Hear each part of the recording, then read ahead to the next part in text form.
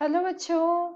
Let's read this given question. So, the given question says that a projectile can have the same range r for the two angles of projection. If t1 and t2 be the time of light in two cases, then what is the product of the two times of light?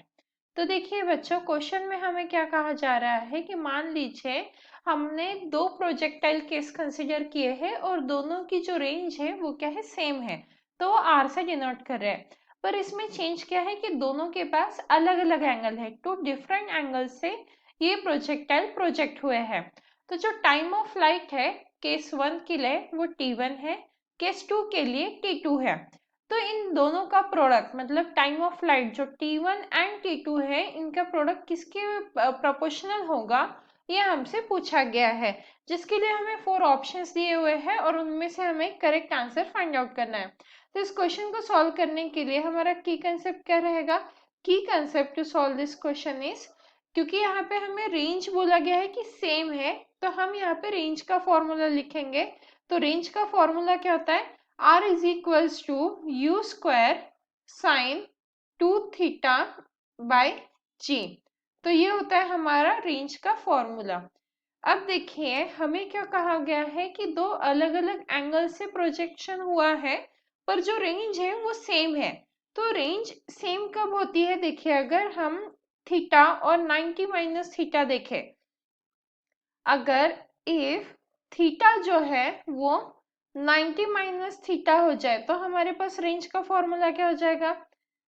तो r is equals to हम क्या लिखेंगे यहाँ पे, u square sine 2 in bracket theta के बदले हम क्या लिखेंगे, 90 माइनस थीटा। हम कंसिडर कर रहे हैं कि थीटा के बदले अभी एंगल कितना है, 90 माइनस थीटा है, और डिवाइडेड बाय क्या आ जाएगा, ये g आ जाएगा। तो इज इक्वल्स टू ये क्या हो जाएगा, u स्क्वायर साइन 2 अंदर लेंगे तो 90 इंटू 2 क्या हो जाएगा यहाँ पे, 180 minus 2 theta divided by g हो जाएगा। तो इज इक्वल्स टू इसकी वैल्यू कितनी हो जाएगी, u square sine 2 theta by g. मतलब हम देख सकते हैं जब एंगल हमारा थीटा है तब भी फॉर्मूला सेम ही था, और जब 90 माइनस थीटा हुआ तब भी सेम ही है। मतलब थीटा और 90 माइनस थीटा क्या है, सेम है। तो यहाँ पे हम क्या लिख सकते हैं, both theta and 90 minus theta are same. हमें क्या देखने को मिल गया है कि थीटा और 90 माइनस थीटा क्या है, सेम है। अब हम टाइम ऑफ लाइट की बात करते हैं, क्योंकि हमें t1 और t2 के टर्म्स में दिया है, तो t1 इज इक्वल्स टू क्या हो जाएगा यहाँ पे formula, 2u sine theta by g. तो इसे हम इक्वेशन 1 कंसिडर करेंगे। और t2 के लिए हम क्या लिख सकते हैं, 2u साइन 90 माइनस थीटा, क्योंकि हमने अभी जस्ट देखा है कि जो रेंज है वो थीटा और 90 माइनस थीटा के लिए सेम आ रही है, और हमें रेंज को सेम मेंटेन करना है, तो इसीलिए हम दो एंगल कौन से कंसिडर करें, थीटा एंड 90 माइनस थीटा। तो ये हो जाएगा डिवाइडेड बाय जी, इसे इक्वेशन 2 देंगे। अब हमें क्या कहा जा रहा है, या इसे हम सिंप्लीफाइड फॉर्म में लिख सकते हैं t2 को। देखिए t2 को थोड़ा सिंप्लीफाइड फॉर्म में लिख लेते हैं, तो ये आ जाएगा हमारा 2u साइन 90 माइनस थीटा मतलब कॉस थीटा हो जाएगा, डिवाइडेड बाय जी। अब इसे इक्वेशन 2 कंसिडर करते हैं।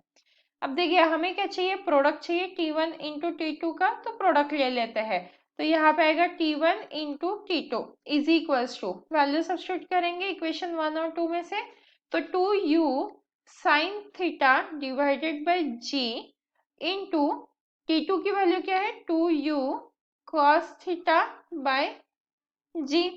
ये आ जाएगा दोनों।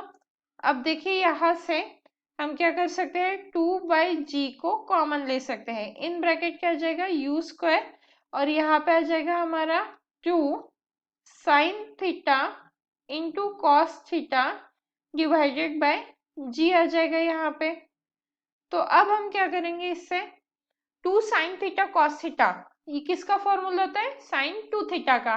ट्रिग्नोमेट्रिक आइडेंटिटीज है, तो हम ट्रिग्नोमेट्री को यूज करें, देयरफॉर यहाँ पे आ जाएगा t1 into t2 is equals to 2/g तो बाहर ही था, in bracket u square as it is 2 sin theta cos theta. इसके बदले ये जो टर्म हमें दिख रही है इसके बदले हम क्या लिख सकते हैं यहाँ पे sin 2 थीटा, क्योंकि sin 2 theta is equal to क्या होता है 2 sin theta into cos theta divided by क्या आ जाएगा एक और g जो था हमारे पास वो। अब हम देख सकते हैं कि जो हमारा रेंज है जो हमने की कंसेप्ट में भी देखा है वो और ये जो ब्रैकेट के अंदर है वो सभी टर्म सेम दिख रहे हैं। मतलब यहाँ से हमें क्या पता चल रहा है therefore T1 into T2 is equals to 2 by G into R जो हमारा रेंज डिनोट कर रहा है। अब 2 कांस्टेंट है और g भी क्या है कांस्टेंट है, तो हम क्या लिख सकते हैं T1 into T2 is directly proportional to r, मतलब क्या हो गया रेंज। अब ऐसा ऑप्शन था हमारा फर्स्ट ऑप्शन है मतलब ऑप्शन ए, तो इसीलिए हमारा करेक्ट आंसर क्या हो जाएगा यहाँ पे option A. Hence the final answer for the given question, that is the product of the two times of light is T1 into T2 directly proportional to R, that is range. Hope you understood it well. Best of luck.